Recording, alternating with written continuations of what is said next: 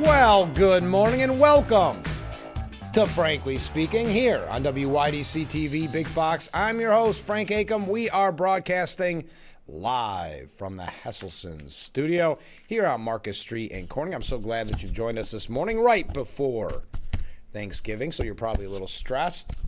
Let us ease some of that stress on this morning's broadcast. First of all, we're going to start the program with a ton of comments. We got so many comments. And I do apologize. Sometimes when we have guests, it's difficult to get to all of them. And with Phil, I wanted to ask about the prison closures, and we just ran out of time for all the comments. One of those comments, coming out of retirement, Climate Fact Friday, Bob. We're going to read that in just a little bit.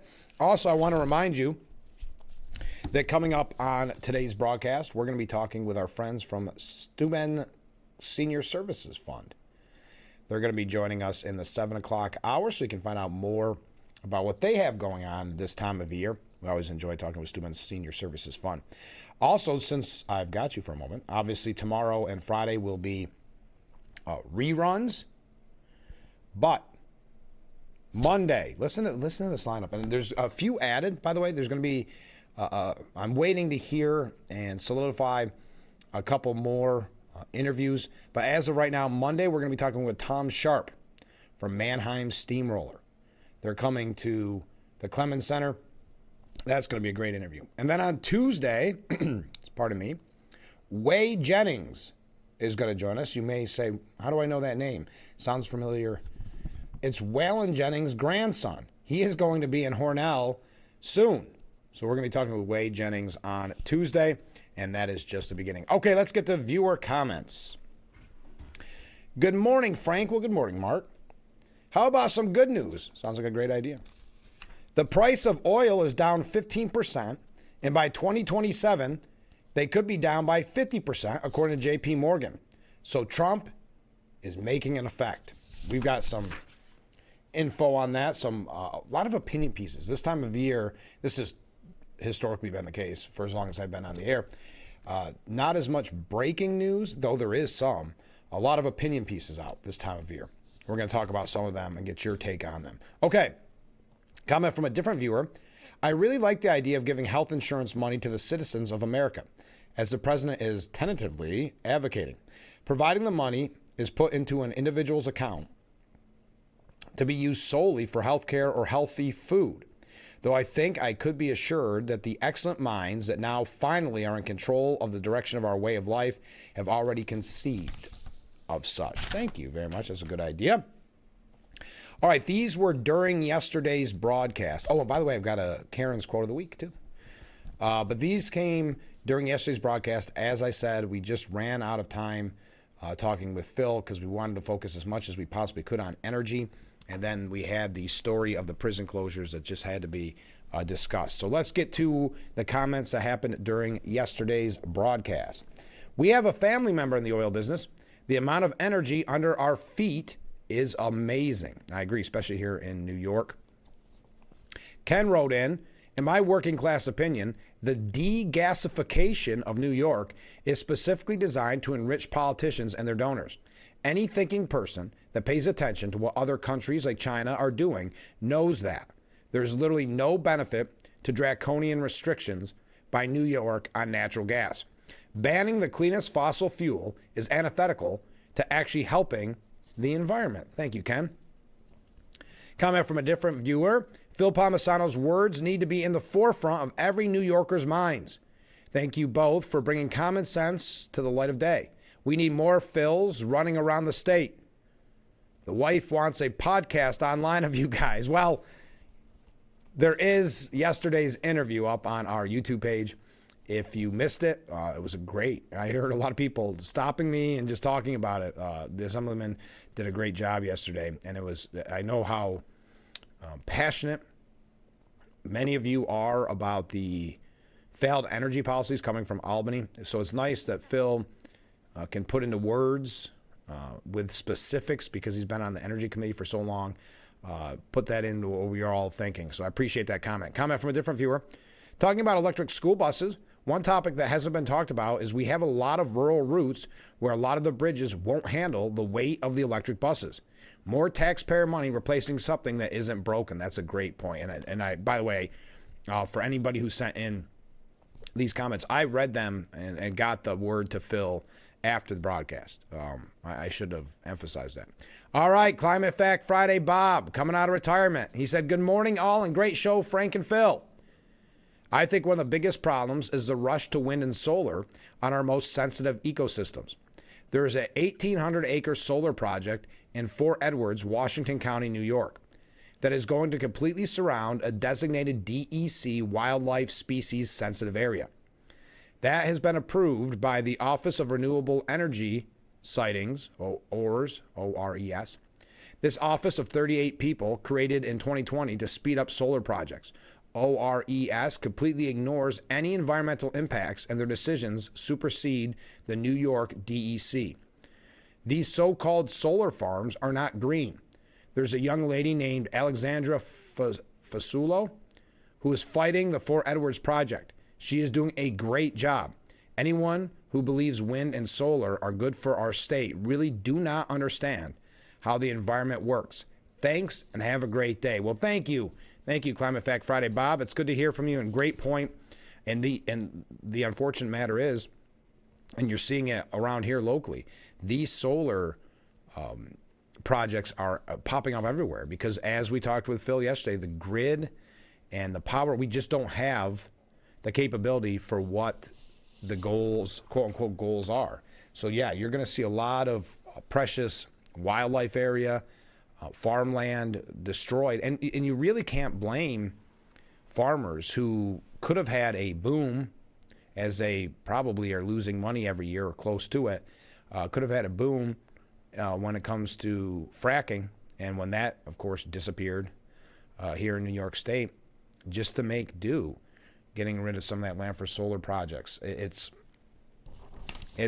just think of the optics of it, the visual, and how that will destroy so many precious areas, so many beautiful areas in our state. So, and I know Phil had the numbers yesterday of how much land will be needed, and it's outrageous. All right. Good morning, Frank, says Karen. Good morning, Karen. Karen's quote of the week comes from the art professor, poet, and theologian. How do you say that? Theologian, right? Yeah. And now I got to butcher the name too. Johannes A. Gartner, who said, quote, to speak gratitude is courteous and pleasant. To enact gratitude is generous and noble. But to live gratitude is to touch heaven, end quote. Happy Thanksgiving to everyone, and God bless. Well, thank you, Karen. That's a perfect one as we enter into Thanksgiving Eve.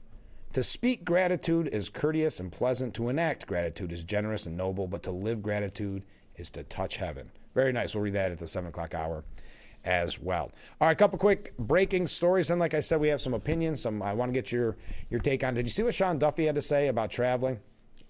If you're planning on traveling, you're probably already doing it. But if you're planning on traveling, your thoughts on it. Basically, he's saying, can we dress up a little bit? Could we maybe not wear pajamas when we're flying? We'll talk about that. A couple quick things about Marjorie Taylor Greene, but I'm not going to focus too much on it. And then I have 2 or 3 opinion pieces from what I would say, and we may not get an opportunity to talk about it, but essentially telling Trump he's got to get back on track if there's any hope for 2026 and the midterms. Your thoughts on that? And they're coming from more conservative outlets, so we'll try to get to those. Now, out of Washington, D.C., Mayor Muriel Bowser has announced that she will not seek re-election for a 4th term, ending her decade-long reign in the nation's capital. The Democrat, who previously represented the 4th Ward as a member of the D.C. Council, shared the news in a video posted to social media saying, my fellow Washingtonians, for 10 years, you and I have worked together on an ambitious agenda to restore faith in our government and ensure that every D.C. resident gets the fair shot they deserve. To keep that promise, we took big swings, keeping D.C. teams in D.C. raising environment and graduation rates. That can't be right. And I'm sorry, must be teens in D.C. raising enrollment and graduation rates in our schools and investing more money in housing than any other city or state, creating 36,000 homes. She added her administration drove unemployment to its lowest level, achieved strong reserves, and completed the largest infrastructure project in city history with the Frederick Douglass Memorial Bridge. Now, this doesn't really shake anything up when it comes to Washington, D.C., because another Democrat will undoubtedly take her place. I don't need to go through what she considers her whole record. But the next D.C. mayoral election will be held November 3rd of 2026. Axios reported last month D.C. council members Kenyon McDuffie and Janice Lewis George have been floating potential mayoral runs. So there you are, a name that we've talked about in the past, but not extensively, but worth mentioning. Okay, Ukraine has agreed to a peace proposal with only minor details left to settle, but no word yet from Russia. This was reported early, about 3 hours ago. From CBS News, a U.S. official told CBS on Tuesday that Ukraine's government had agreed to a peace deal brokered by the Trump administration to stop Russia's nearly 4-year assault. The American official and Ukraine's national security advisor, Rustem Umerov, said a common understanding on a proposal had been reached, with details still to be worked out. He voiced optimism that Zelensky would travel to the U.S. before the end of November to finalize an agreement. Now, this is interesting because Trump had tweeted out something. Basically, he doesn't want to meet until the deal is done, something to that extent. The U.S. official told CBS, the Ukrainians have agreed to the peace deal. There are some minor details to be sorted out, but they have agreed to a peace deal. Taking to Truth Social, President Trump said there were only a few remaining points of disagreement.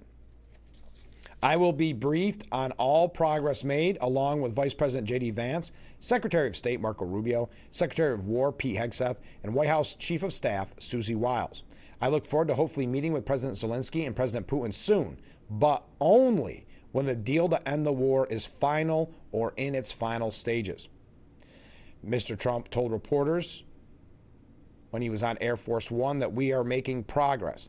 Asked what points of disagreement remain, he said standard things, but people are starting to realize it's a good deal for both parties.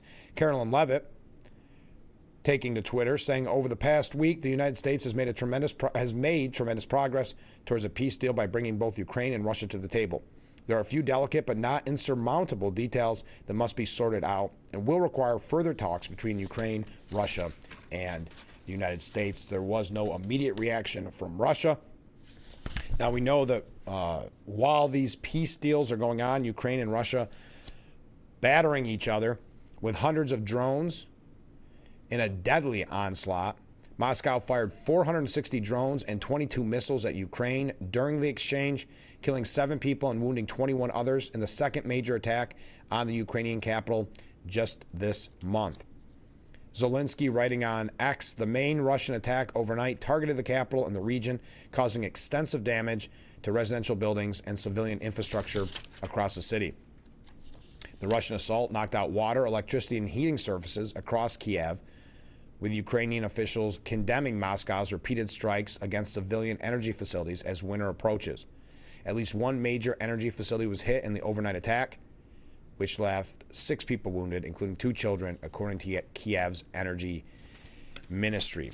Now, behind closed doors, and Bloomberg is reporting this, a leaked phone call revealed a top aide of President Trump helped coach the Russians on how to win the commander-in-chief over with flattery while navigating negotiations on that peace deal.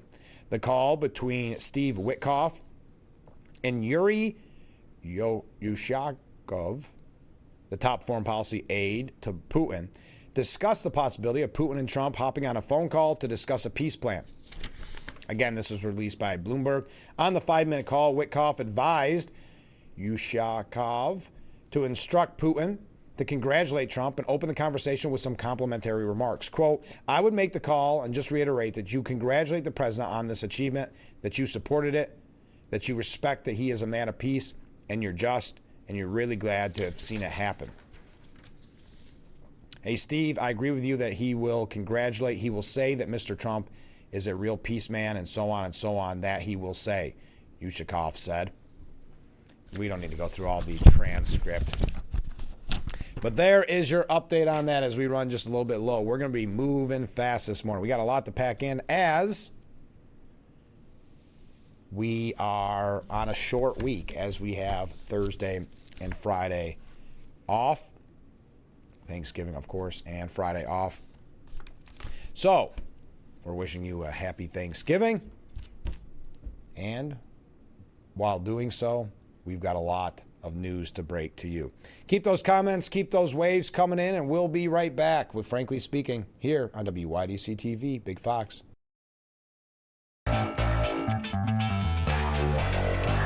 The Frankly Speaking Roof Cam. Brought to you by Boss Security and Horseheads. Contact them today for all your business and home security needs. Our new beautiful view with the Christmas lights.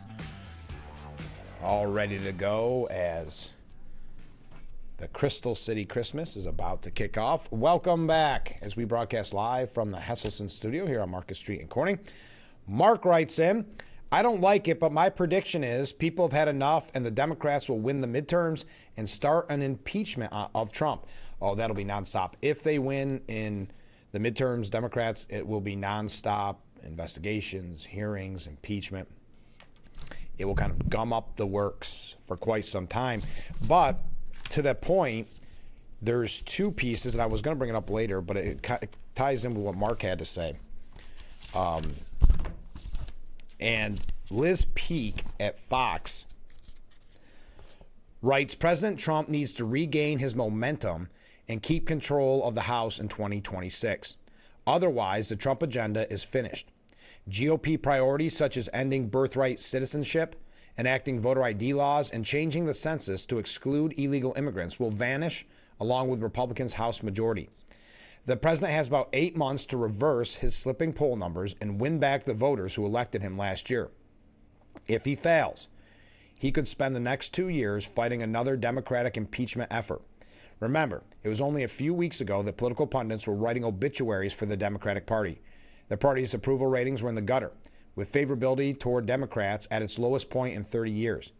Democrats lacked leadership, and even a month before voters went to the polls in New Jersey and Virginia, candidates in those states had failed to find a winning message. The only thing they had was their hatred for Trump.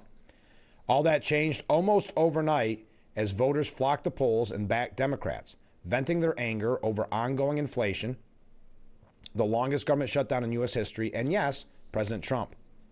In late October, Polymarket showed 57% of participants betting the Democrats would take over the House. Today, 72% expect Republicans to lose it. Things can change quickly in politics.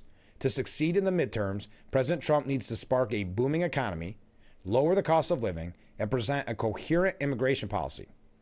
Kevin Hassett, head of Trump's National Economic Council, told Fox Business that 2026 was shaping up to be a blockbuster year. He's likely right. The flood of investments coming into the country thanks to Trump's trade deals is just beginning to show up. While tax changes contained in the One Big Beautiful Bill Act have created even more incentives for companies to expand in the U.S. I'm not going to go through each company that is looking to expand in the United States. Meanwhile, despite complaints about the impact of tariffs, there's growing evidence that Trump's higher import duties are not stifling trade or growth. The Wall Street Journal recently published an analysis of CEO mentions of tariffs and quarterly earning calls, concluding executives are starting to chill out about tariffs after a year of anxiety. Hassett predicted the Democrat-led government shutdown will cut fourth quarter growth roughly in half from the near 4% range of the past 6 months to about 1.5% to 2%. Maybe that's why Senate Minority Leader Chuck Schumer insisted on keeping the government closed. Democrats know a strong economy doesn't serve their political interests, and how sad is that? Focusing on, and it goes, again, to prove that it was never about affordability. It was never about helping the American people with Schumer's shutdown. But focusing on affordability, the president is rolling back duties on specific items such as coffee and bananas, whose prices have surged. Overall inflation stands just below 3%. The major challenges for consumers and for President Trump remain health insurance and housing costs. Obamacare enrollees face sharp premium increases due to the expiration of extra subsidies created under the American Rescue Act. Politico reports the president is considering a 1 or 2 year extension of those payments, limited to people earning up to 700% of the federal poverty line. If accurate, this seems a reasonable compromise that would give the GOP time to pursue other fixes to the flawed program. Obamacare serves only about 7% of Americans. Since the individual mandate was repealed, the program covers a smaller and sicker population than expected, driving up costs. Some GOP-backed reforms, such as allowing insurers to compete across state lines, were never implemented. It's time to revive those ideas, including real price transparency, so patients can comparison shop, and tort reform to curb unnecessary tests and procedures done mainly to avoid lawsuits. The GOP failed to repeal Obamacare. Now it must fix what's broken. Housing, too, is a hot-button issue, especially for younger voters. High mortgage rates have discouraged buyers and kept supply tight as homeowners with low rates refuse to sell. The Fed seems poised to lower interest rates next month, and once the president's new Fed chair is confirmed, Trump will likely push for continued rate cuts. Lower mortgage rates would unlock frozen housing inventory and make homes more affordable. Trump could also cut tariffs on lumber and home building materials like kitchen cabinets to help reduce construction costs. On immigration, the president has accomplished much by tightening border security and encouraging millions to self-deport. But his aggressive deportations and ICE raids, which we're going to talk about here in just a moment, have alarmed many Americans. What was once a winning issue has become a liability, as his approval rating on immigration has fallen from positive to negative. Hispanics, in particular, are unhappy with Trump's deportation strategy. President Trump should announce that ICE will focus solely on arresting and deporting criminal aliens. He should also revisit popular proposals from his first term, such as adopting a merit-based system like Canada's, ending the diversity visa lottery, and limiting chain migration. The president needs to remind voters that Republicans support legal immigration but oppose illegal immigration, just like most Americans. There is a clear path to victory next November. Trump can and must find it. To piggyback off that, when we come back, I'm going to tell you what Michael Goodwin had to say about it. We are going to talk about ICE raids. I don't know if you saw kind of a breaking story earlier this morning, but White House Press Secretary Carolyn Leavitt, she had a relative that was detained by ICE. We'll tell you about that in just a little bit. Stay with us. We'll be right back with Frankly Speaking after this. The Frankly Speaking Roof Cam, brought to you by Boss Security and Horseheads. Contact them today for all your business and home security needs. We are back, broadcasting live from the Hesselson studio. So, as I mentioned, there's a lot of opinion pieces out. Michael Goodwin, similar to Liz Peek, saying Trump needs to hit the reset button if the GOP wants to win the 2026 midterm. That could be that's an interesting way of wording that, if they want to. As he barrels towards the end of his first year back in the White House, the president is beset by slumping poll numbers and a pileup of problems, some of which are self-inflicted.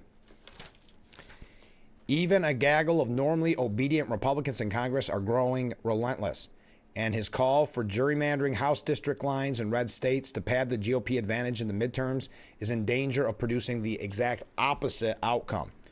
The sheer volume of mounting troubles reflects Trump's supreme self-confidence, grand vision, and his let's do it now management style. On any given day, the combination results in too many balls in the air competing for his attention. The big picture suggests he needs a reset and maybe a rest. In any event, it's time to tighten the focus and follow a more methodical approach so the most important things get sufficient president attention. It's hard not to conclude that Trump's scattered focus is the root cause of what ought to be triggering White House alarms. The president is underwater with voters on every major poll taken this month. More troubling, the numbers are far worse on his handling of the economy, which was the issue at the heart of his landslide victory last year. His recent talk of handing out tariff rebate checks of $2,000 smacks of desperation and echoes the deservedly maligned Obama phone. Three situations that erupted into public view in recent days illustrates the scope of Trump's morass. Although he touted a proposal his aides crafted to settle the Ukraine-Russian war as a sign that something good may just be happening, leaders in Europe and elsewhere blasted it as a shocking capitulation to Russian demands. This was soon followed by another bombshell that revealed the helter-skelter nature of the process, namely that Rubio was caught off guard of the proposal's terms. and I don't want to go through each of these because we just don't have time for it. But Trump haters were especially gleeful over 2 other black eyes he suffered. A federal judge's decision to toss the indictments of Comey and Letitia James. It unleashed loud cheering in the media peanut gallery. As the New York Times put it, the ruling by Judge Cameron McGowan Curry in Virginia marked the most significant setback yet to the president's effort to force the criminal justice system to punish his perceived foes. The dismissal also served as a rebuke to Attorney General Pam Bondi, who had rushed to carry out Trump's orders. Yes, but the ruling had nothing to do with the merits of the case, which the government promises to file again. The ruling dealt primarily with the role of Lindsey Halligan, a former Trump lawyer whom he wanted Bondi to appoint as an interim U.S. attorney for the Eastern District of Virginia. The problem is that Trump had fired the first interim prosecutor, who reportedly said the case against Comey and James lacked sufficient evidence. So this goes into more detail. We know all about that. We talked about it yesterday. And then, again, this is Michael Goodwin from the New York Post. It says here, I don't blame Trump for filing lawsuits against such biased outlets, nor do I find it shocking that he would hit back at Comey and James, who shattered every norm in American history when they weaponized the legal system to go after him. Still, the stakes and the law demand that he and Bondi get their ducks in order before they go down that slippery road. So Trump needs to hit the reset button, maybe focus on some of the bigger issues, according to those 2 pieces, one by Liz Peek and Michael Goodwin. I read them because I want to kind of skim through them to get your opinion. What are your thoughts as we enter nearly into December of 2025, less than a year before the midterm elections? Okay, as I mentioned or hinted towards, Karoline Leavitt's, quote, criminal illegal alien relative was detained by ICE. A relative of Karoline Leavitt, I don't know, I always read that name and I think I'm always pronouncing it wrong, was detained by federal immigration officials in Massachusetts. Bruna Carolyn Ferreira, quote, a criminal illegal alien from Brazil, was taken into custody in Massachusetts after allegedly overstaying her tourist visa that expired in June of 1999. Yeah. Ferreira shares an 11-year-old son with Leavitt's brother, Michael. The only concern has always been the safety, well-being, and privacy of my son, said Michael, her brother. Leavitt, the country's youngest White House press secretary at 28, hasn't seen Ferreira in several years. Quote, this individual is the mother of Caroline's nephew, and they have not spoken in many years. The child has lived full-time in New Hampshire with his father since he was born. He has never resided with his mother. Ferreira, who came to the United States with her family as a child, was once arrested on suspicion of battery. She is being held at the South Louisiana ICE Processing Center as she awaits removal proceedings. She entered the U.S. on a B-2 tourist visa that required her to depart the U.S. by June 6, 1999. She is currently at the South Louisiana ICE Processing Center and is in removal proceedings. Under President Trump and Secretary Noem, individuals unlawfully present in the United States are subject to deportation. Ferreira's lawyer contested her arrest, saying she maintained her legal status under the Obama-era Deferred Action for Childhood Arrivals and has been working on getting legal status. So there you go. There is an interesting breaking news story that Karoline Leavitt's, quote, criminal illegal alien relative detained by police. All right. Oh, speaking of ICE and speaking of illegal immigration, prepare for this. Beginning today and running through Thanksgiving, there is going to be a new television advertisement challenging immigration and customs enforcement, asking members of ICE to walk away. The commercial, which will air on MSNBC, CNN, and Fox News, in very targeted locations, such as Charlotte, North Carolina, Palm Beach, Florida, Chicago, Illinois. This ad is sponsored by the Women's March, WIN Group, One advertisement features a young girl coloring while Kristi Noem delivers her anti-immigrant message on television in the background. Anti-immigrant. It's a little biased how they word that. The girl rushes to welcome her father returning from home. He's wearing an ICE uniform. The young girl embraces him and asks, "How was your day?" as the uniformed father looks into the camera with existential intensity. The advertisement text reads, "What will you tell her?" before fading to black.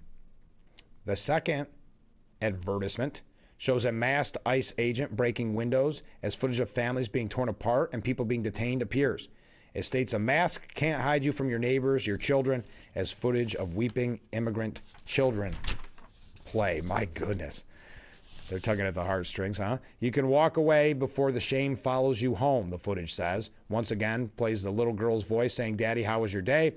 before displaying the words, "What will you say?"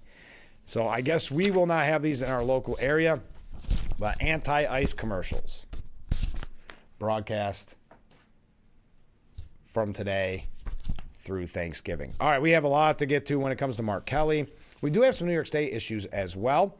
Feel free to weigh in on these issues that we brought up so far, or any issue. As I said, in the 7 o'clock hour, we'll be talking with our friends from Steuben Senior Services Fund. That's coming up in around 7:20, I should say. We will not be in, of course, tomorrow or Friday, but on Monday, we'll be joined by Tom Sharp from Mannheim Steamrollers. And then on Tuesday, Wade Jennings, the grandson of Waylon Jennings, who will be in Hornell for a special holiday concert. He will be joining us on Tuesday's broadcast, and I think we have a couple other people joining us as well. All right, let's take a short break. We'll be right back with Frankly Speaking here on WYDC TV, Big Fox.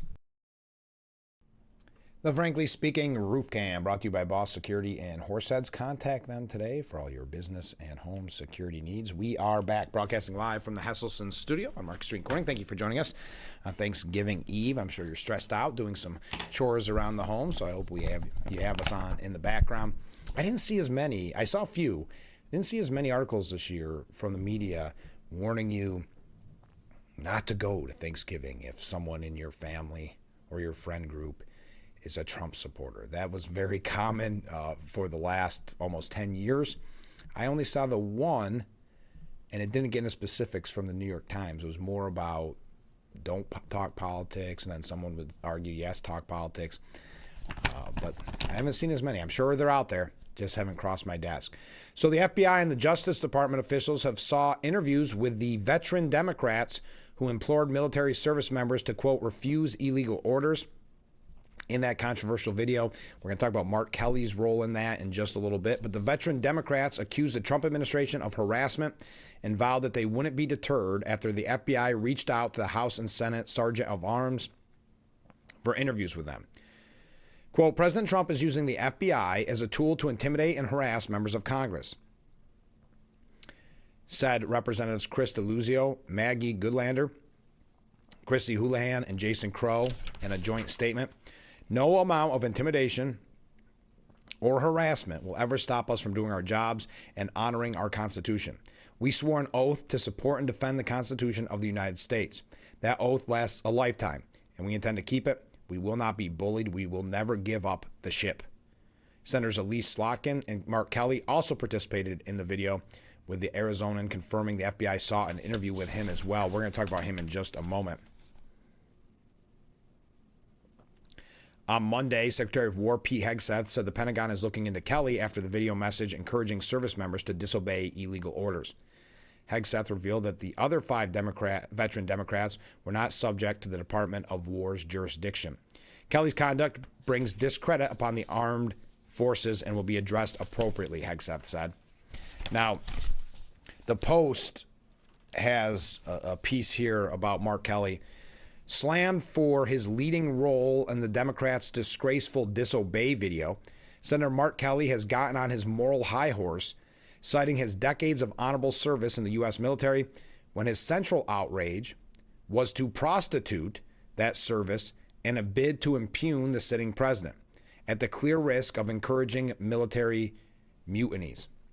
The Pentagon has opened a probe of Kelly's actions. As a Navy retiree receiving significant benefits, he's clearly still subject to the Uniform Code of Military Justice and the video may constitute a violation of his oaths.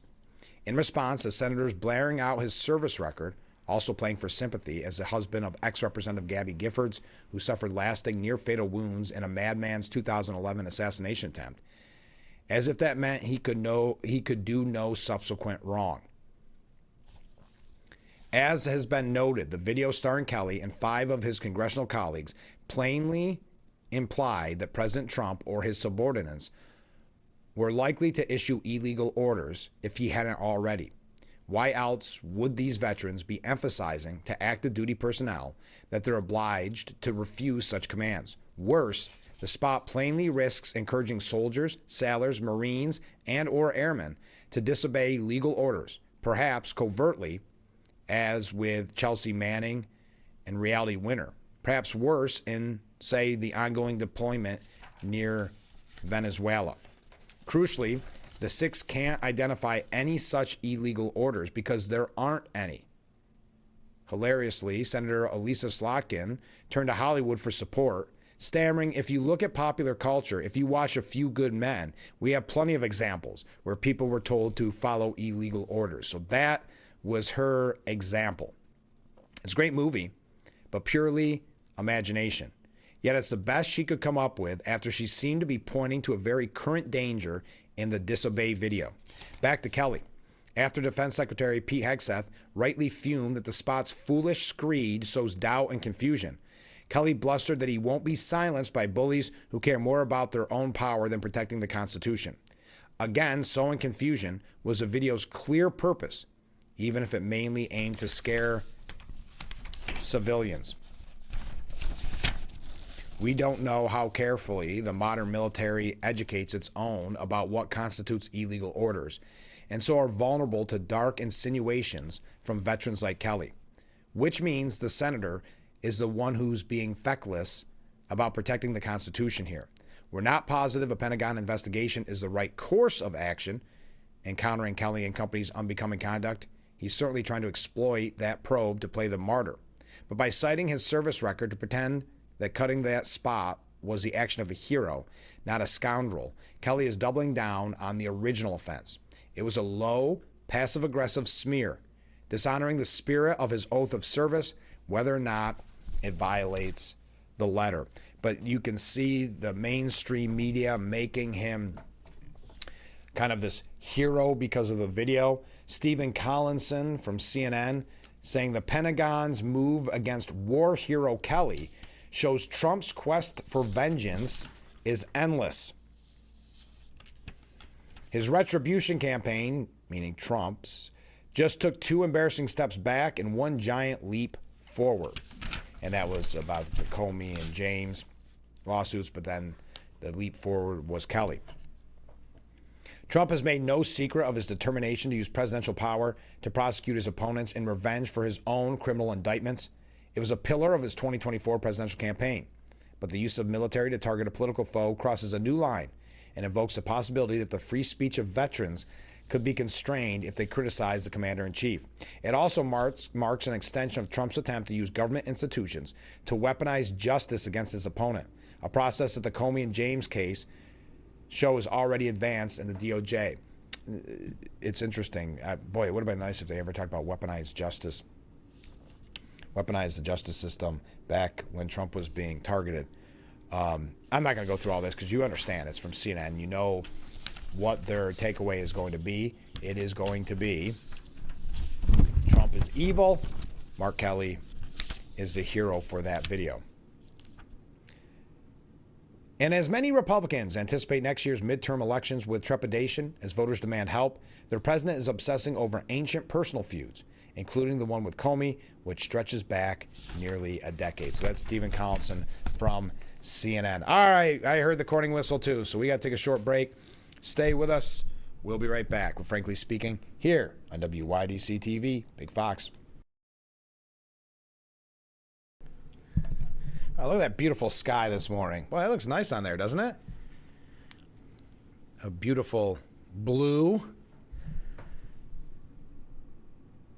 Someone stands in the middle of the street. That view brought to you by Boss Security and Horse Heads. What is going on there? Contact them today for all your business and home security needs. But boy, that sky is beautiful. Welcome back as we broadcast live from the Hesselson studio on Marcus Street in Corning. A couple comments from viewers. Good morning, Frank. Well, good morning. And just how many convictions were there? Thank you very much. Comment from a different viewer. Good morning, Frank. Good morning. If you bring up politics at Thanksgiving, you will save a lot of money on Christmas gifts. That's true. That is a great point. Bring them out. I say go for it. Did you? I don't know what to think about this, and I don't quite understand the correlation.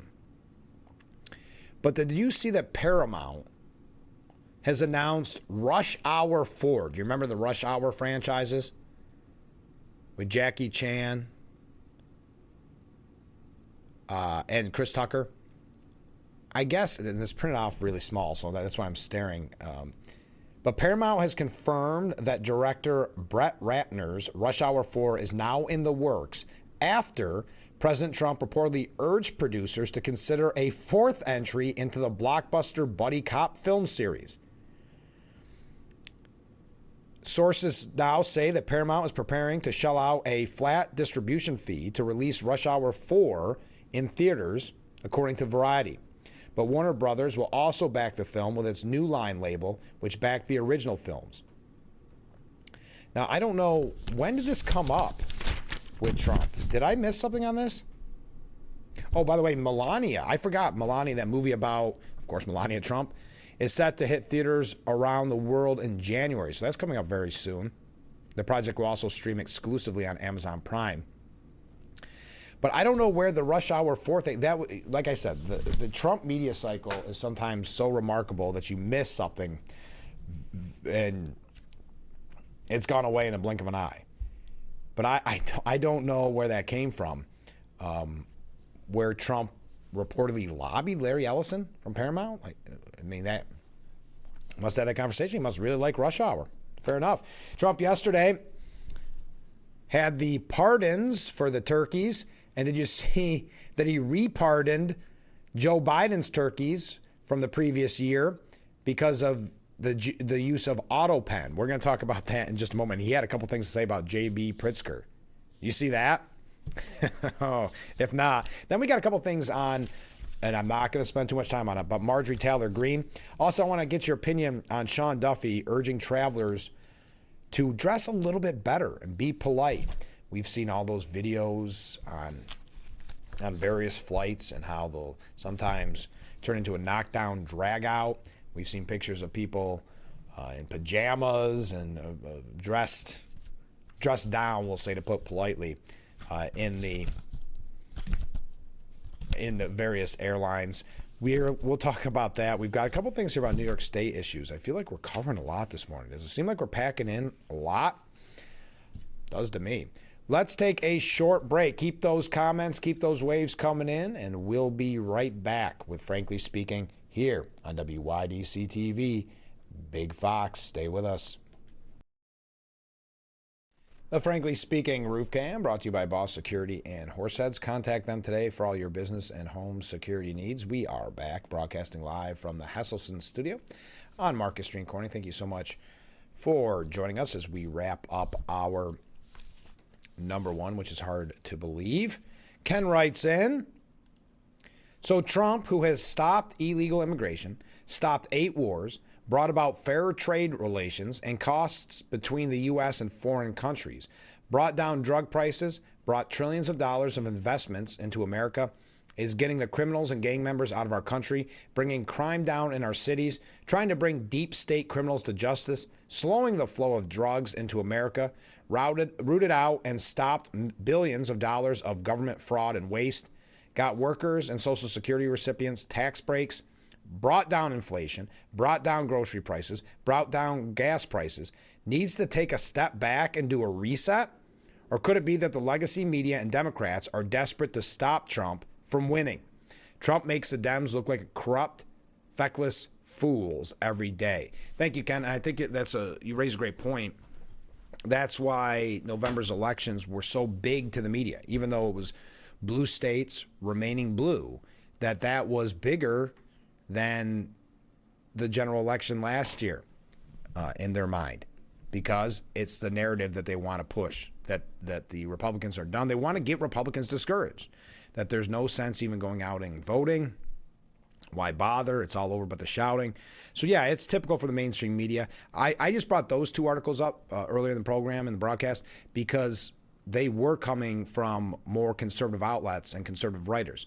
So are they also being kind of duped by the mainstream media narrative? And I like those two people, so I'm not knocking them. I'm just saying if Republicans let that get in their heads, or Trump supporters let that get in their heads, that's exactly what the mainstream media wants for next November. All right, we are going to talk about the pardoning of the turkeys. I know I'm running late this morning, and I feel like on everything, and yet we have so much more to cover in the next hour. Let me do a little housekeeping because we just have a minute before we go to break. Coming up in the next hour, we're going to talk with our friends from Steuben Senior Services Fund, so you don't want to miss that. Then, of course, tomorrow's Thanksgiving. I hope everybody has a wonderful Thanksgiving. We will be off Thursday and Friday here on Frankly Speaking, but on Monday we'll be talking with Tom Sharp. He's the drummer for Mannheim Steamroller, that band that goes with Christmas perfectly as we get ready for the Christmas season. Then on Tuesday, Wade Jennings, the grandson of Waylon Jennings, who will be in Hornell playing a special concert at the Hornell High School. So you'll learn all about that on Tuesday. And don't forget, because it's going to be here in the blink of an eye, the Salvation Army Telethon. There's all the information so you can donate. We've got a very generous donor who is going to match up to $6,000. So we need to raise $6,000 right here on Frankly Speaking. So if you'd be so inclined, you can stop by, bring me a check, just give me a heads up. You can text me. We can figure out some place to get it. You can mail it to us here. Maybe I should add the address here. Mail it to me at 33 East Market Street, 33 East Market Street here in Corning. I'll add that to that screen for future reference. Or you can go online, or you can text, because we need to raise that $6,000. So if you're giving $100, it's actually like you're giving $200. So keep that in mind. The Salvation Army, and in full disclosure, I am the chairman of the advisory board, but I see the numbers and how much they do for our community, and it's amazing. And because they're so humble, you don't always learn what they're doing behind the scenes and what they're doing for our community. But trust me, that if we can reach it, that $6,000, which will be $12,000, will do so much good for our community. So please help out. And if you have any questions about how to donate, let me know. We'll make sure to make it as easy as possible on you. All right, when we come back, like I said, we'll talk with Steuben Senior Services Fund a little bit later on in the next hour. We'll be taking your comments, passing them along, your questions, comments, concerns, criticisms, and we'll repeat, in case you missed it, Karen's quote of the week. That's in the top of the 7 o'clock hour. Stay with us. We'll be right back with Frankly Speaking here on WYDC TV, Big Fox.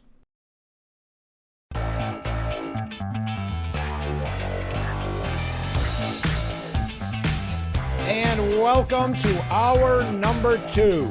Well, Frankly Speaking here on WYDC TV, Big Fox. I'm your host, Frank Acom. We are broadcasting live from the Hesselson studio on Market Street in Corning. I thank you so much for joining us, excuse me.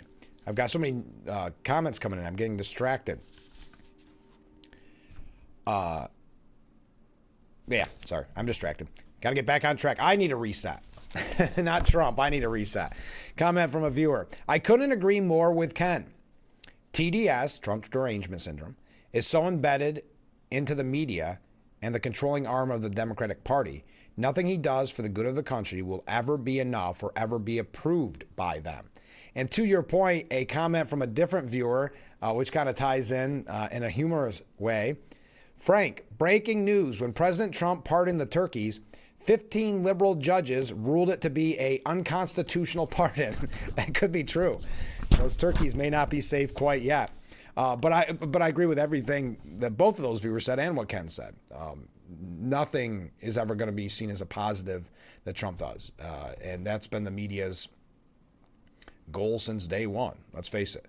And they're trying to discourage you as Trump supporters or MAGA supporters. Okay, comment from Mark. This question is for you. Are you going to do some deer hunting during your 4-day vacation? And if so, get her done. Yes, I plan. Thank you, Mark. I appreciate that. I plan on going out a little bit. Probably not Thanksgiving, but I plan on going out otherwise. And I hopefully I will get her done. I appreciate that. If you missed it in the 6 o'clock hour, Karen sent in her quote of the week, and it comes from art professor, poet, and theologian. I don't know. I'm just going to keep butchering that. I don't know why I struggle with it. Johannes Gartner, who said, quote, "To speak gratitude is courteous and pleasant. To enact gratitude is generous and noble. But to live gratitude is to touch heaven." That's such a nice quote on Thanksgiving Eve. And Karen says, happy Thanksgiving to everyone and God bless. Well, thank you, Karen. Happy Thanksgiving to you and God bless you as well. All right, yesterday was the big turkey pardon. Trump made it into like a comedy show. The president said former President Joe Biden used an auto pen for last year's turkey pardons, calling them totally invalid. The turkeys known as Peach and Blossom last year have been located, and they were on their way to be processed. But I've stopped that journey, and I'm officially pardoning them, and they will not be served as Thanksgiving dinner. So suggesting last year's turkeys were saved by the auto pen. He then highlighted his turkeys that he was pardoning this year, Gobble and Waddle, said to be the plumpest birds presented at the annual event. He said, when I first saw their pictures, I was going to call them Chuck and Nancy, meaning Chuck Schumer and Nancy Pelosi. But then I realized I wouldn't be pardoning them. I would never pardon those two people. I wouldn't care what Melania told me.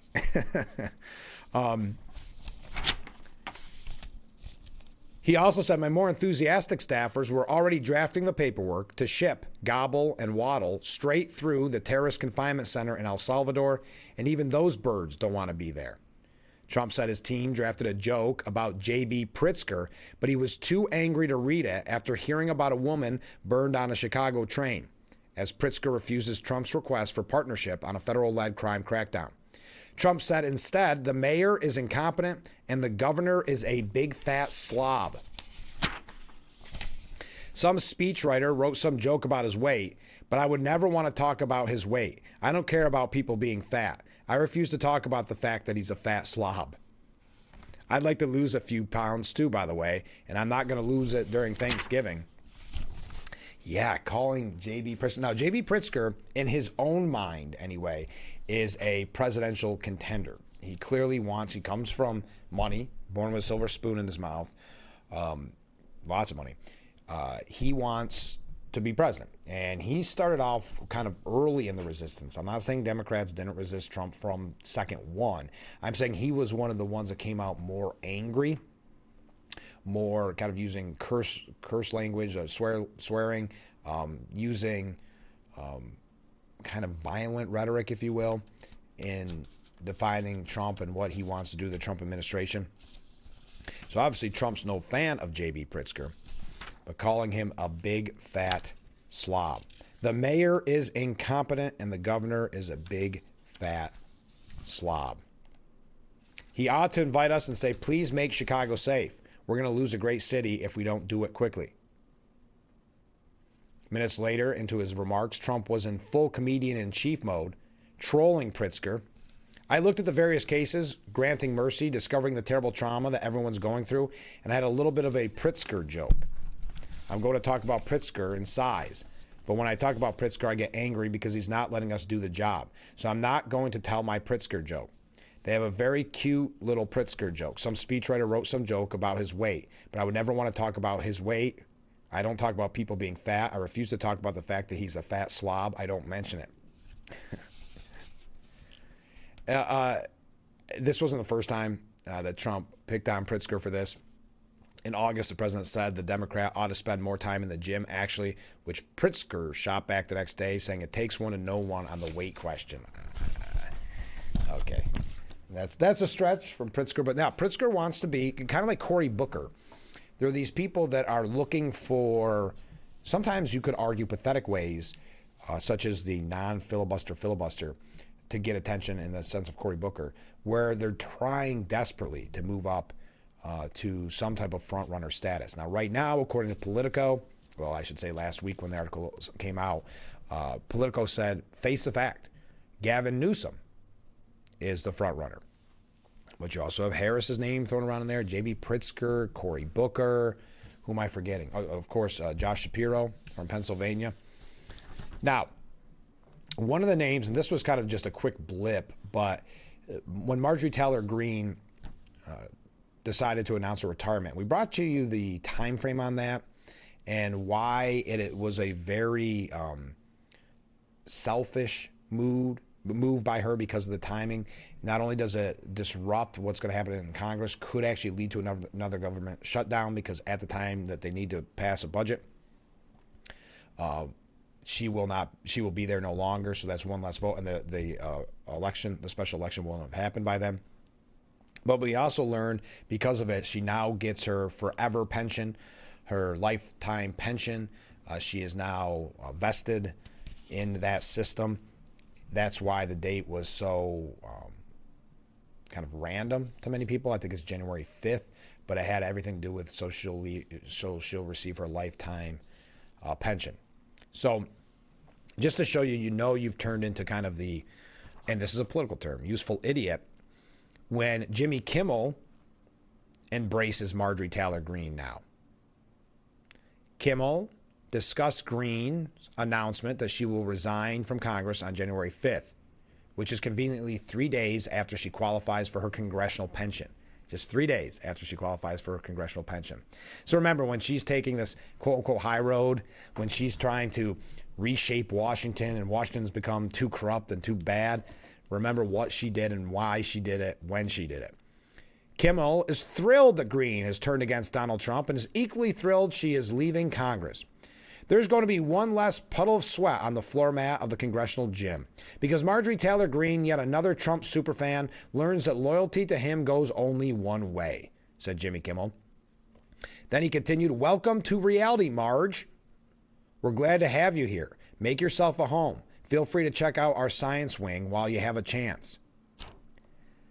I mean, imagine being the butt of a joke from Jimmy Kimmel because you think you're taking some moral high road. I mean, this is the problem, and that's why the term useful idiot is used so much in politics because, in this case, of course, they use her but then still attack her, mock her, very often mock her looks. But Daniel McCarthy, do I have time? We are going to hear from Steuben Senior Services Fund here in just a little bit. I see some great comments coming in, some waves coming in. One viewer writes, "Good morning, Frank." Well, good morning. Excuse me. "I agree with Secretary Duffy. No pajamas. You will feel better about yourself if you respect your appearance. Enjoy your Thanksgiving weekend." Thank you. I hope you enjoy your Thanksgiving as well. And I would agree. That's in reference, if you haven't heard, Sean Duffy is saying dress a little better. We're going to talk about that a little bit. And be more polite, or just be polite at all. Boy, some of those videos you see on flights makes you not want to fly. But I want to wrap up our discussion on Marjorie Taylor Greene. Daniel McCarthy says, "Marjorie Taylor Greene is a singular politician, a maverick, though not in the John McCain sense. The Arizona senator was beloved by the media. MTG never was, at least not until she started feuding with President Trump. On the contrary, her reputation in the press was as the poster girl for the GOP's conspiracy wing. I've got to take a step back. John McCain wasn't really beloved by the media. He was beloved in the sense that he was a Republican, quote unquote, willing to cross the aisle, meaning he was willing to cave to Democrats at all times. He was willing to badmouth other Republicans, going back all the way to George W. Bush. They did not, him and George W. Bush did not have a lot of affection towards each other. But of course, he attacked Donald Trump when he first got in, which there's him and Romney are similar in that sense. They couldn't pull off a win and actually both lost in disastrous fashion, embarrassing fashion, and Donald Trump could win. So there was a little bit of jealousy there. There's a little bit of anger there. But John McCain was only loved by the media because he was a Republican willing to badmouth Republicans and willing to go against his party. But I want to continue with what this piece had to say.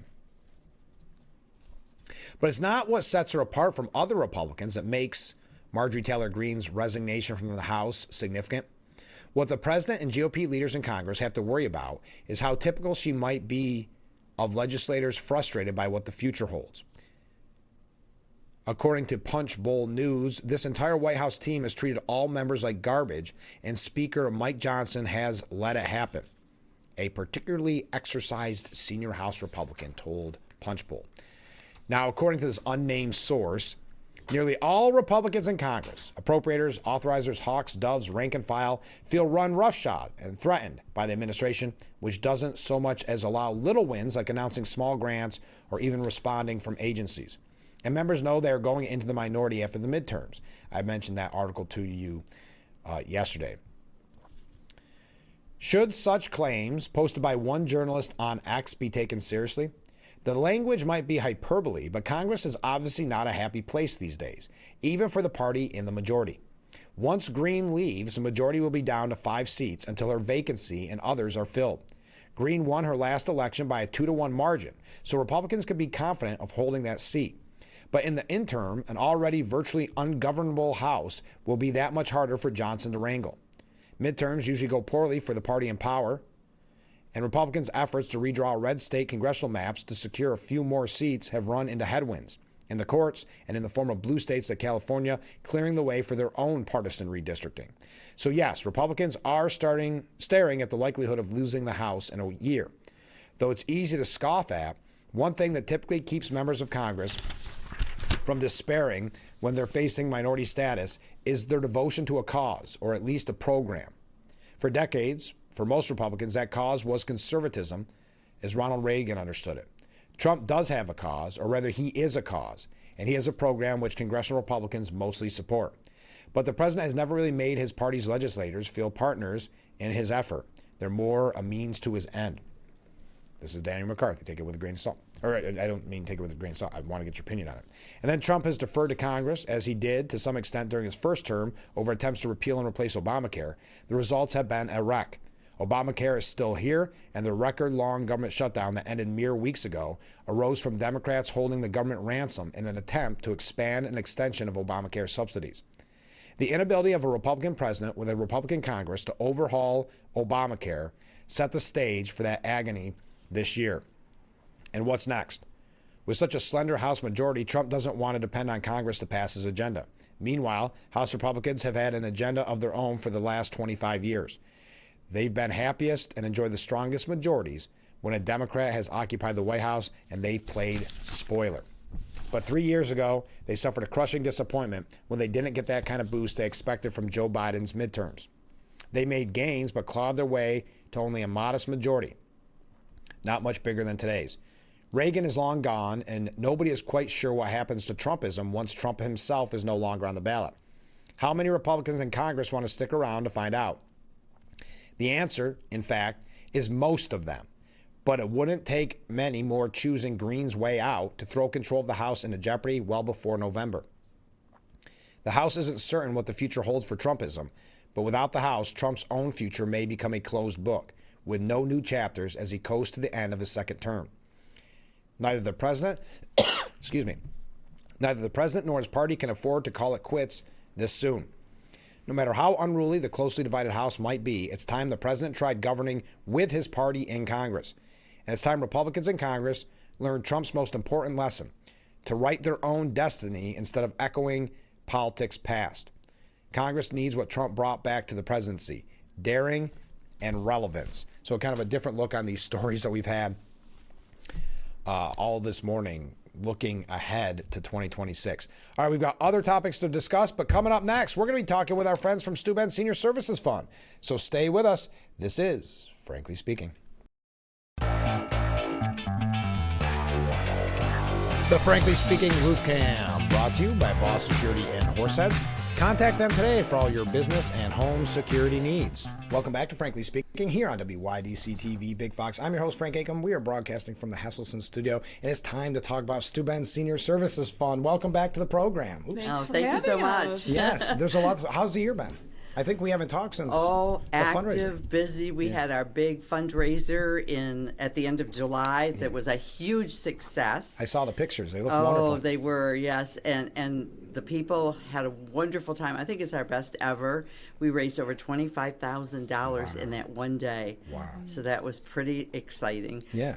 Well, we'll have to have you back on to talk about that. Oh, absolutely. In the future. But right now, it's that time of year, appeals campaign. Tell us a little bit about this campaign.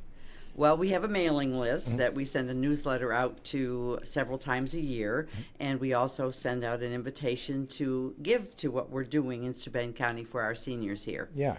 Yeah, and so can people sign up for that if they're not already on the mailing list? Oh, absolutely. Yeah? We'd love to have people sign up. Well, what's the appeals look like? It kind of gives a recap of the year? Or? Well, what we do is we have I don't know if anybody can see this, but this is a little folded flyer that we send out thanking people for giving to us. And then on the back of it, it tells the statistics about what's going on in Steuben County. For example, older adults make up nearly a third of our population in Steuben County, which is more than the state average. Yeah. And there's real people, obviously, behind those numbers. 9.3% of those folks deal with poverty. Oh, wow. 26% over that live alone. And what we find is just, you wouldn't think in this day and age that there's isolation, but there is a lot of isolation of particularly older people. So that's what we're trying to address through our Full Circle America program. Right, and I want to talk about Full Circle America here in just a second. But you said people can sign up, they can make their donations, because this is very important to keep the program going, isn't it? Oh, yes, very, very much so. We can raise $25,000 in one day, but that's not going to do it. No, that's a drop in the bucket. It's wonderful. We're very appreciative of all the businesses, all the sponsors that give to that particular event, but we obviously have to do much more than that to be able to get to where we want to be in serving the seniors. We do have a website where people can actually go to that website and donate online if they would like to. And that's at www.steubenseniorservicesfund.org. Perfect. And they can read all about what we do and see donate those same as well. numbers. See those same numbers, but like you said, there's real people behind those numbers. That's why I think it's important to send that out. To spread the word. So tell us a little bit for those who haven't seen you on the program before. Tell us a little bit about Full Circle American, what that is.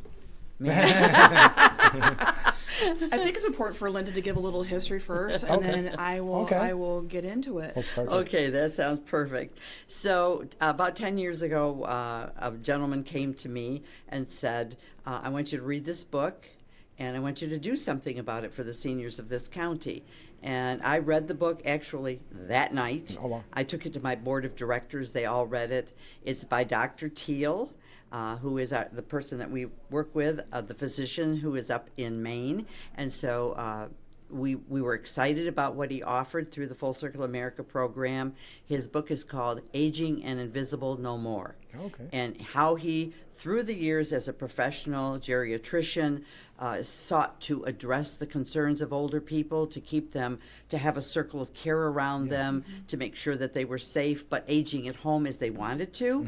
And he tried a lot of different approaches, and he finally stumbled on the idea of using technology, volunteers, and a care manager who could bring this whole thing together in that circle of care. Right. So we had him come to Steuben County actually 10 years ago, and he explained. We had an overflowing crowd over at the Radisson, very excited about what he had to offer, and out of that we pulled together the Full Circle America project for Steuben County.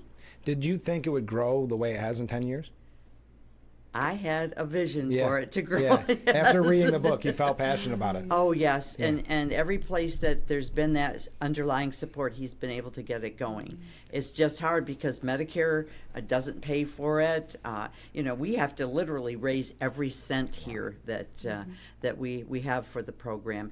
And the thing that always impresses me is that the people who seem very passionate about it, in addition to the older people, are family members, caregivers. Oh, I'm going through that with my mom and dad, my grandparents. Wow, that would really help our family. Yeah. And so that's where we get a lot of buy-in. And tell us a little bit about the program itself, other than the history. So currently, we have served today 115 members. Wow. I have 30 active right now. And so it's really to support the member, but as well as the caregiver, because many of us are still having to maintain employment. Sure. But we worry about our loved one at home. Absolutely. So through a series of cameras, and I thought maybe your audience might want to take that'd be a great. look at Yes, that. absolutely. I don't think we've ever showcased this before, but it really is up to 3 cameras that look like this. They're very small. Futuristic passive. looking. I know, right? They're We are the passive. future. Yeah. So they don't pick up any conversation, but they take a series of snapshots every 8 minutes. And then this little box just plugs in to the router. Oh, that's it. That's it. That's simple. Yep, takes me about an hour to install after great conversation with our members, and they're generally their family members. Normally they're installed into a kitchen, a living room, and then maybe down a hallway so we can see someone transitioning from their bedroom to their bathroom. Gotcha. It's just through conversation. What we want to be able to see is to make sure that if someone were to fall, it would be captured and help would be On the way. then on the way. Yeah. So who's on the other side of that camera? Well, that's the exciting part. It's medical staff at Dr. Teal's office in Maine. Okay. They check in, and it's not sitting there and watching all the time by any manner Yeah, of means. yeah. It's just checking in. They know the pattern of the people as they get used to them. They know when they get up in the morning, when they go to bed at night, when they seem to go out and that type of thing. And so they monitor, say, 10 a.m., 4 p.m., 9 p.m. and then 4 a.m. So it's 4 times a day. And also the family can be connected. That's great. So even if the family's local, if they're far away, they can Correct. always check in. That's the beauty of it, Yeah. right? And so that's just one piece of what we do through Full Circle. So this is not something that we can do alone. We have many partnerships in the community. Sure. Mainly through OFA, Office for the Aging of Steuben County.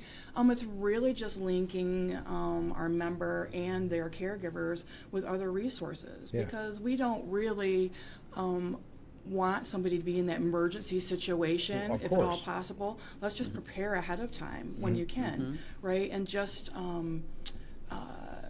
help people obtain those resources. So it could be like meals in the home, right? It could be a life alert button. Transportation. That's a major Our issue. senior companion program. That's the exciting thing. We're featuring that this year. The Senior Companion Program has started through the Office for Aging and AmeriCorps Senior. And one of our very wonderful Yeah. members of Full Circle America has been paired with one of the first senior companions. And she visits with her, takes her for hikes, takes her to the landfill if she needs to go, takes her to the senior center. It's just, that involvement. We also have wellness ambassadors assigned to some of our members, and they do the same thing, the visiting, the, maybe even checking blood pressure and some things like that, and putting those numbers in the hub for Dr. Teal to be able to see. So how hands-on is Dr. Teal's office? It sounds like they're very active. Very active. Yeah. Very active. So I have the ability to monitor cameras as well. And so if one goes down, or I'm not able to see that at that moment, maybe I'm on the road somewhere, I will get a text from the office manager usually in Maine saying, hey, can you go take a look at so-and-so's kidding. camera? Like I was out yesterday twice to do that. Wow. It's really just very, very hands-on. So That's great. it is. What an amazing program, and to think of how much it has grown in 10 years, because technology changes, everything Correct. changes, and Right. to adapt to that, to just make it better. But this is so simple, Yeah. right? And we Right. and it's really through great conversations that we have. The member gets to drive the ship of what they want to have happen in Right. their home, Absolutely. right? And so it's important to just have that ongoing conversation. What the needs are, what are the fears, what are the desires, to age in place, and just see if we can link those members and their caregivers to those resources to help them age in place in their home. What's the best place for people watching this right now, and they want to find out more, maybe they want to participate in the program? What should they do? Please feel free to call us. Call, okay. We're co-located with the Steuben County Office for the Aging. We have our website if you want to read more about the program, the statistics, what our mission is, who our sponsors are, and how to give. It's all right on our website. You can call and talk with us. We'd love to Absolutely. talk with people. We often get calls from family members just, I'm concerned with this, and Sure. and they come from all over the United States, really.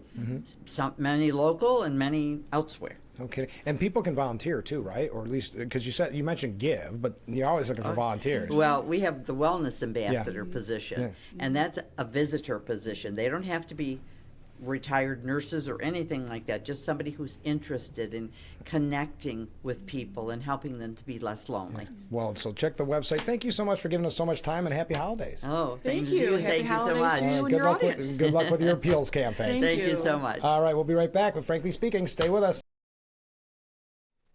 The Frankly Speaking Roof Cam, brought to you by Boss Security in Horseheads. Contact them today for all your business and home security needs. We are back, broadcasting live from the Hesselson studio here on Market Street in Corning. I would like to thank our friends from Steuben Senior Services Fund for joining us this morning. We've got a lot of guests coming up next week as well, so prepare for that. Now, we've had a lot of comments about this morning.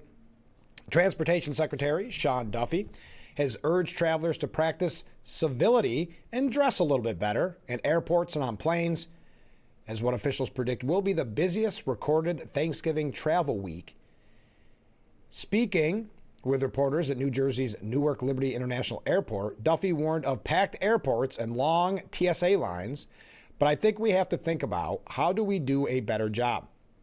Maybe we should say please and thank you to our pilots and to our flight attendants. I call this just maybe dressing with some respect, whether it's a pair of jeans and a decent shirt. I would encourage people maybe dress a little better, which encourages us to maybe behave all a little better. Let's try not, I can't believe he has to essentially announce this, but he says, let's try not to wear slippers and pajamas as we come to the airport. I think that's positive. So the Transportation Secretary, Sean Duffy, needing to tell people, hey, maybe not slippers and your house coat in the airport. Now, Kristen Fleming at the New York Post said she got right to the point. You're all a bunch of slobs, and it's time we have a serious chat about it. Kudos to Sean Duffy, the U.S. Secretary of Transportation, for addressing a festering and ever-deteriorating situation in this country. How we're dressing in airports. In a word, poorly. There are far too many people showing up to flights like traveling hobos. They're wearing stained Garfield pajama pants and dragging their pillows and blankets through Terminal 2. Sometimes their shirts can barely contain their guts, and their shorts reveal more than they cover. It's a national disgrace, she said. Now, we've had some tough words on this from viewers, but let's boil it down. Kristen Fleming not pulling any punches. Duffy, who is trying to up the collective standard in our nation's air travel, has introduced a civility campaign to usher in a new golden age of travel, just in time for the Thanksgiving scramble. He wants to jumpstart a nationwide conversation around how we can all restore courtesy and class to air travel. And there is something to be said there. We've all seen the videos, the viral videos of people and their behavior on flights, not just necessarily what they wear, but to Sean Duffy's point, if you are dressing better, you may feel better. You may feel a different level of respect or courtesy towards others. Outside of our shabby duds, Duffy urges us to be polite to fellow passengers. It's almost like he's talking to children, but I guess in a way. Help the pregnant lady. Thank the staffers. And refrain from turning the cabin into fight night at the Double Deuce. We're on the plane to safely move from one city to another, not produce the next viral altercation. Dress with respect, he says. Whether it's a pair of jeans and a decent shirt, as I mentioned earlier. In an era not too long ago, that was also understood. It's pathetic that anyone needs to be reminded that there should be a distinction between how you dress in your pigsty bedroom and how you step out in public. But it's also good to bring this issue into the public sphere with an earnest appeal to civility. Let's acknowledge that this once genteel mode of transportation has devolved into a showcase of the slovenly. We used to have personal standards.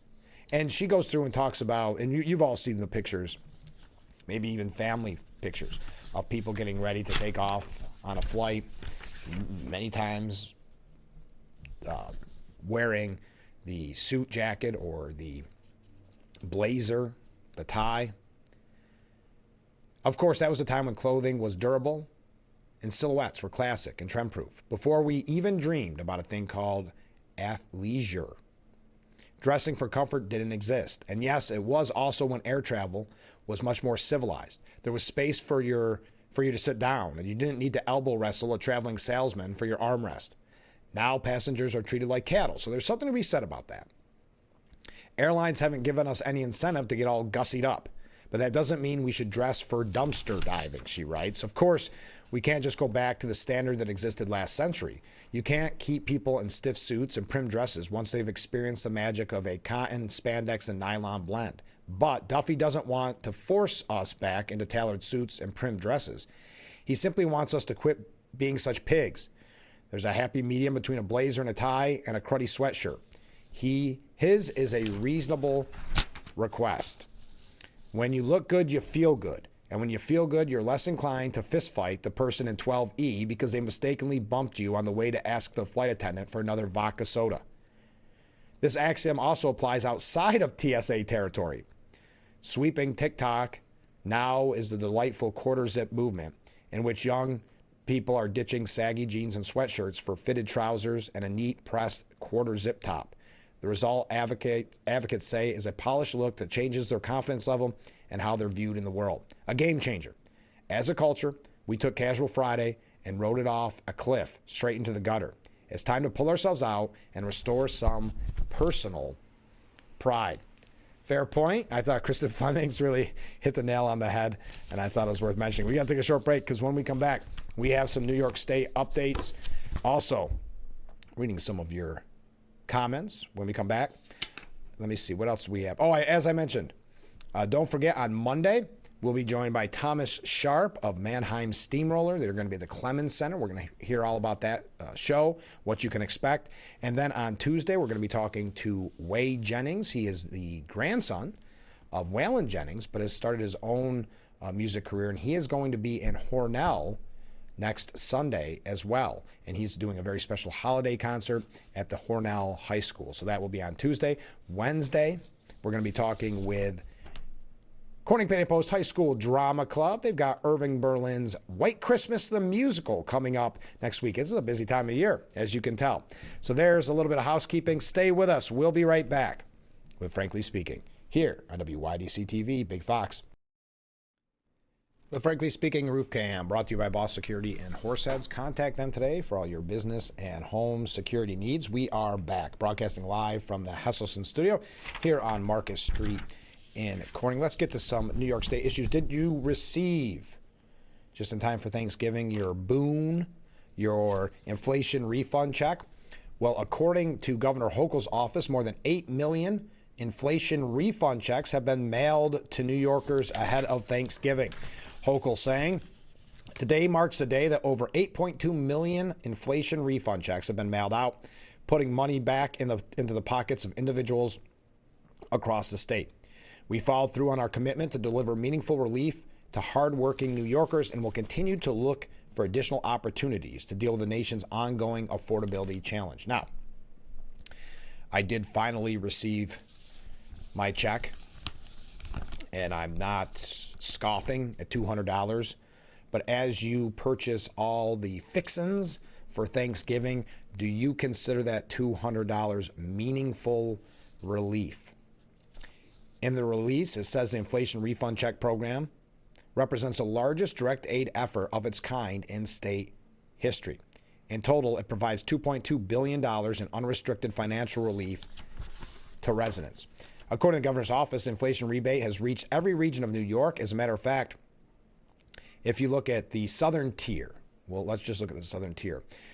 251,000 checks have been sent out, totaling $66.7 million. There you are. Speaking of boons, speaking of making a little extra folding money, walking around money, now, he doesn't need the refund check because Zohran Mamdani is receiving a pay raise already. Many are questioning whether he'll take it or not because we're talking about affordability. That was his big campaign issue. So as the Post puts it, affordability for them. One of Socialist Zohran Mamdani's first decisions as mayor would be whether to give himself and his city council a big, fat pay raise, Councilwoman Natasha Williams pushed a bill Tuesday to bump pay for the city's elected officials by more than 16%, with an eye to sending it to Mamdani's desk after he's sworn in as mayor on January the 1st. But the original plan for the bill had originally been to set up a speedy vote this month before Mamdani took office, a maneuver council members had to scuttle when they realized city law blocked them from voting on the pay raises during the post-election lame duck period. The hasty, confused pay push raised eyebrows among many insiders who gossiped that the city council was either trying to pull an end run around the incoming mayor or spare him an embarrassing early decision. Kelman Yeager, Democratic State Assemblyman and former council member, said, "The only thing I think they are worried that the mayor-elect won't do it. They're afraid that if they pass it in January, he'd have to veto. How does the mayor-elect justify it, saying the working man can't afford milk? He can't sign off and give them a $20,000 raise." Wow. That would equate to a $20,000 raise. The bill, if approved, would give council members their first raise in nearly a decade and swell their salary budget from $7.5 million to $8.8 million. They'd see their salaries jump from, get this, how much they make a year. No wonder these are such contested races. If you're on the council, your salary is anywhere between $148,500 to $172,500. The lawmakers wouldn't be the only ones to benefit. So that, I worded that strangely, so let me clarify that. Their salary currently is $148,500.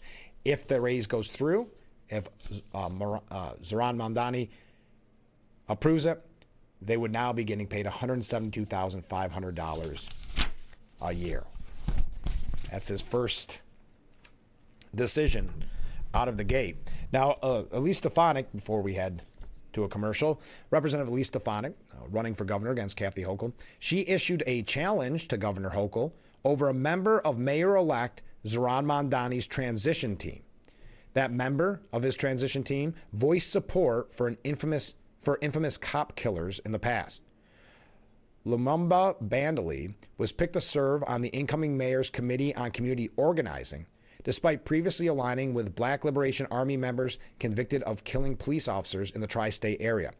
Stefanik quickly blasted the tongue-tied this morning, the decision, and called on Democrat Governor Kathy Hochul to pressure Mamdani to push Bandil aside. Quote, Kathy Hochul's endorsed Mayor-elect Zohran Mamdani just picked a man who supports the killers of cops in New Jersey and New York to serve on his transition team. Mamdani's vision for New York is getting very clear and is starting to look like a nightmare. Kathy Hochul must immediately call on Mamdani to fire Lumumba Bandali from his transition team.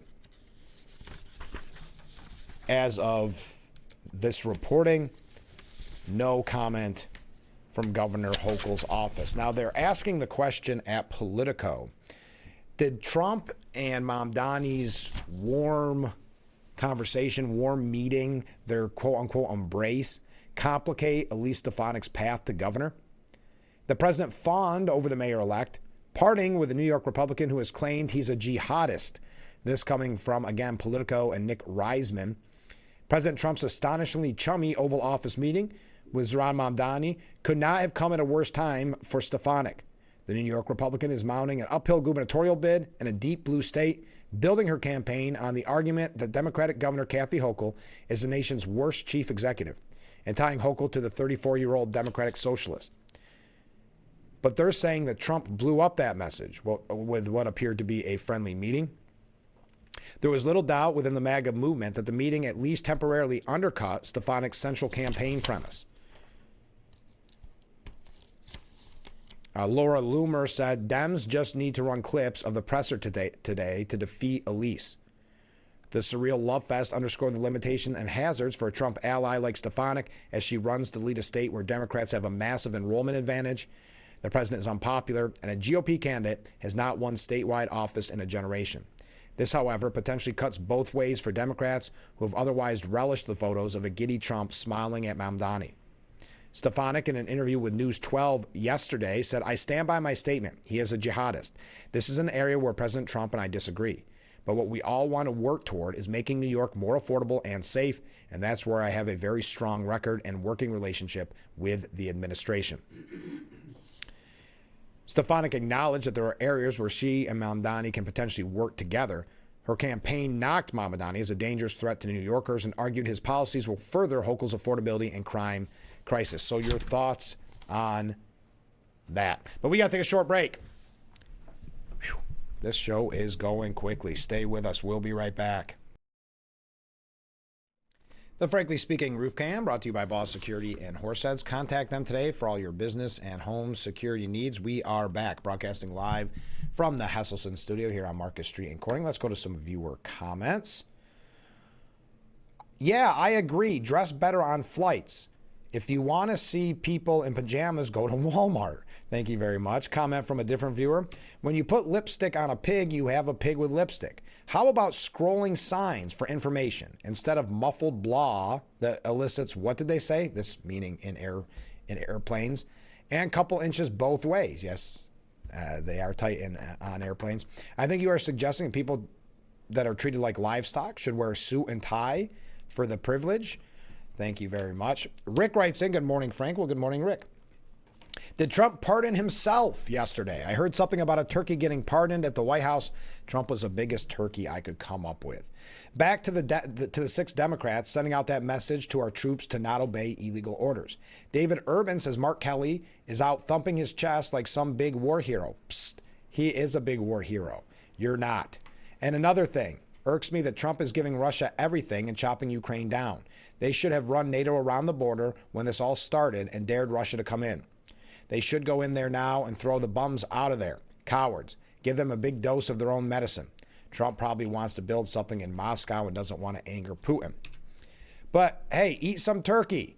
We all still have a lot to be thankful for. For me, it's my faith, family, and friends. To be able to get on here and have Frank let me speak my piece and much, much more. My wife and I have been so fortunate. We are thankful for that and to be able to give back of our time and resources. I could go on and on. Last thing for today. I like speaking my piece on this forum. We all have different thoughts and opinions. I think those differences make us stronger as a nation. I'm thankful for that. It really concerns me how we have all drifted apart. We all need to keep working on reversing that trend. Thanks, Frank, and you all. Thanks, Rick. That was nice.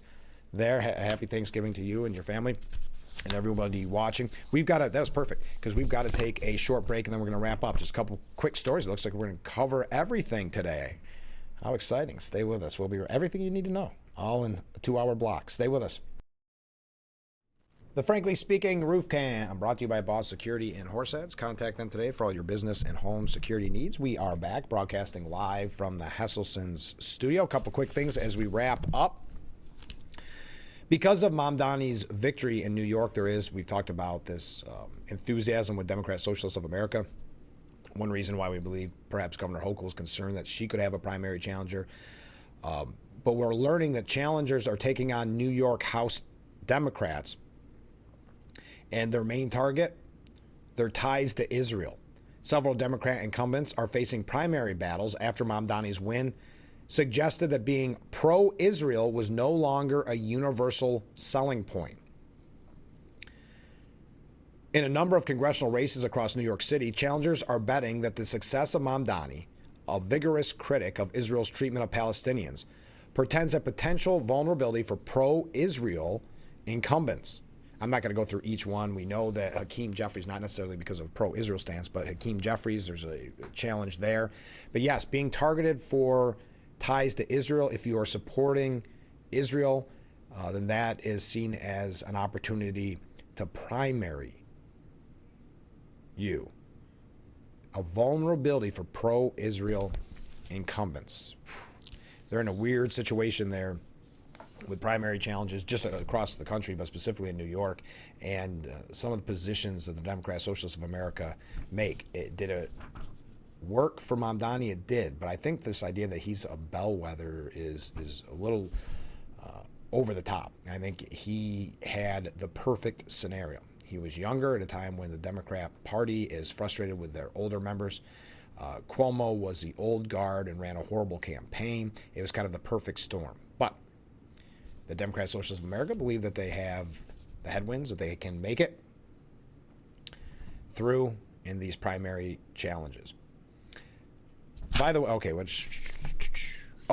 speaking of the Democrat Party, Well, Eric Swalwell, who's running for governor of California, said Democrats are avengers fighting for truth over Trump.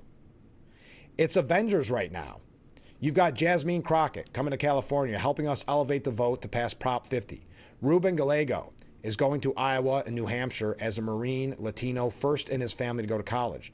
There's a bunch of us who are stepping up, but we all understand, the assignment, and that is to bring down prices, period. Ruben Gallego, did you see that? He's a senator from Arizona. He was criticizing his fellow Democrats for not allowing men to be men or women to be hot in a leaked string of text messages, condemning his own party for being out of touch with everyday Americans. Texts obtained by Human Events purported to show Gallego responding to another person. Been watching all the insanity up here. I think it's time that somebody with a cool head and a solid plan could rise to the top of your party.